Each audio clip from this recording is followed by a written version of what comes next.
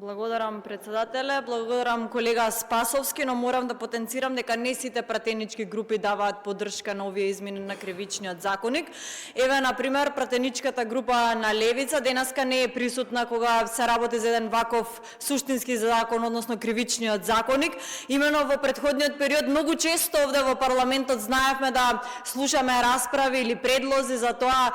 како е потребно да се измени токму овој кривичен законник, па така имавме пратеници од пратеничката група на Левица каде што поднесуваа предлог измени токму за кривични дела кои што и сега се предложени на дневен ред со измена на овој кривичен законник, каде што се воведува и измена на кривичното дело телесна повреда, со што всушност семејното насилство ќе се гони по службена должност, не само со пријава, туку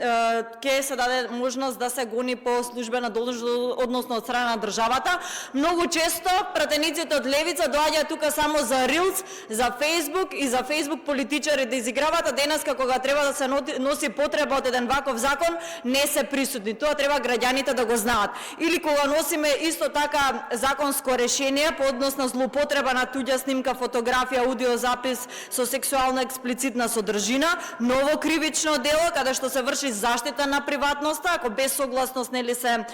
прибави таква содржина на личноста, повторно пратениците од Левица не се присутни тука и да дадат суштинска поддршка со гласање на еден ваков закон, така што Фейсбук политичари на нас помалку ни се потребни овде, туку се потребни овде суштински со гласање на едни вакви законски измени. Исто така ќе потенцирам дека